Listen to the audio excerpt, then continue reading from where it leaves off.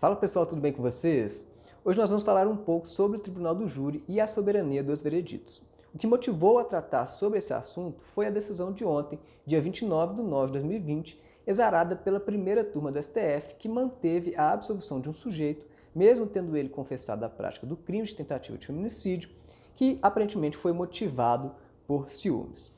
A decisão, gente, representou uma mudança no entendimento da primeira turma sobre o tema que nós vamos tratar aqui. Porque até março eles vinham entendendo ser possível aos tribunais determinar a realização de um segundo julgamento pelo júri quando o primeiro veredito foi emitido contra as provas do processo. Sem adentrar aqui ao mérito da questão, porque eu não conheço os autos e não analisei esses autos do processo, a primeira coisa que eu tenho que dizer, e quem me conhece sabe o que eu vou falar agora, é que eu não sou nem um pouco adepto à instituição do Tribunal do Júri.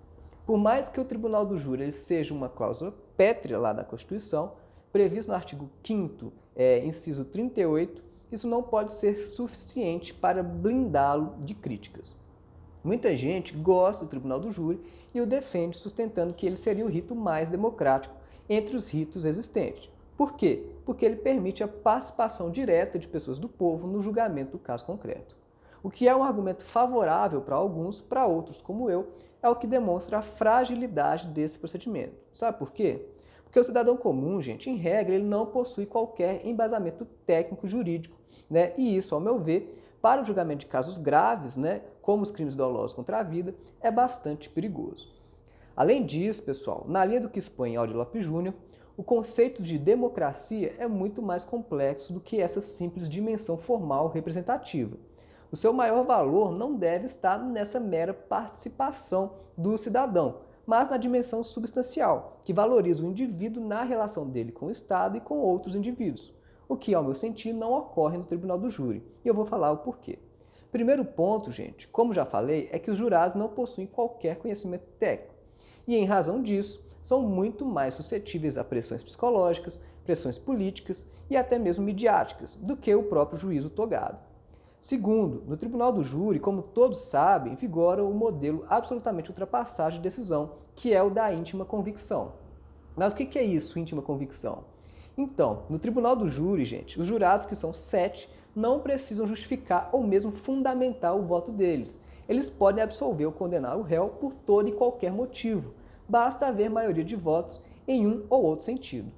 Para absolver, por exemplo, gente, existe um quesito genérico que deve ser sempre formulado aos jurados, porque ele é obrigatório, previsto lá no artigo 483, inciso 3, que pergunta aos jurados: o réu deve ser absolvido?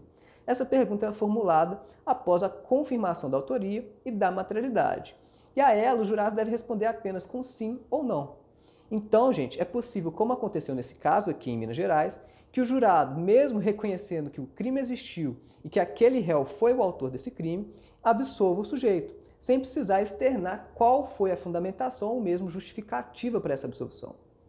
Vejam, portanto, pessoal, que o procedimento do Tribunal do Júri ele dá essa possibilidade de pessoas serem absolvidas ou mesmo condenadas por razões de foro íntimo, como um preconceito, um machismo e etc. Se os crimes dolosos contra a vida fossem julgados pelo rito do procedimento comum, a decisão carente de fundamentação ela seria considerada ilícita, por força do artigo 93, inciso 9 da Constituição. Mas isso não se aplica aqui ao Tribunal do Júri. E pior, gente, essa absolvição não deve e não pode ser contestada pelos tribunais. A bem da verdade, sequer deveria caber recurso de apelação contra ela. Sabe por quê? Porque o Tribunal do Júri aplica-se o princípio da soberania dos vereditos, que está previsto no artigo 5º da Constituição, né, inciso 38, a linha C. É por conta dele que os tribunais, quando há interposição de recurso de apelação, não podem inverter o que foi decidido pelos jurados, mas tão somente anular e mandar fazer outro júri. Assim, gente, a questão que se põe é, se os vereditos são soberanos, como seria possível recorrer da questão fática decidida pelos jurados nos termos do artigo 593, inciso 3d, que fala sobre a decisão que foi manifestamente contrária à prova dos autos. Foi sob esse aspecto, gente, que versou o julgamento de ontem, sobre a preservação ou não desse princípio e a possibilidade de se recorrer de uma decisão em que há clara divergência entre o que foi decidido e o que consta como prova nos autos. E aí, pessoal, com acerto, voltou a primeira turma do STF pela manutenção da sentença absolutória e pela impossibilidade de se contestar, por meio de recurso de apelação, a absolvição com base nesse quesito genérico. Por que eu falei que votou aí com acerto o STF? Por mais que eu discorde dos motivos que ensejaram a absolvição desse caso, pois ao que tudo indica realmente houve a tentativa de feminicídio, no tribunal do júri, gente, deve ser preservado o princípio da soberania dos vereditos, que é um princípio constitucional. O papel do STF é preservar a Constituição, e foi isso que eles fizeram. Por mais que a absolvição seja absolutamente bizarra, o TJ não poderia simplesmente ter desconsiderado, como fizeram, a decisão proferida pelos jurados e mandar fazer outro júri, sob pena de se violar esse mandamento constitucional.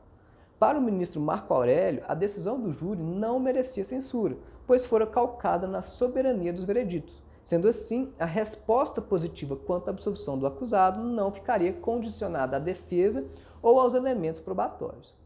Vale destacar, gente, que é a existência do quesito genérico da absolvição que, conjugada com a soberania dos vereditos, impossibilita a alteração do julgamento por meio de recurso de apelação. Entretanto, o mesmo não vai acontecer quando há a condenação, porque não existe um quesito genérico de condenação. Logo, possível seria recorrer dessa decisão e anular o júri utilizando-se do artigo 593, inciso 3, a linha D do Código de Processo Penal. Então, pessoal, para concluir, foi correta a decisão do STF, por mais que a absolvição seja absolutamente contestável.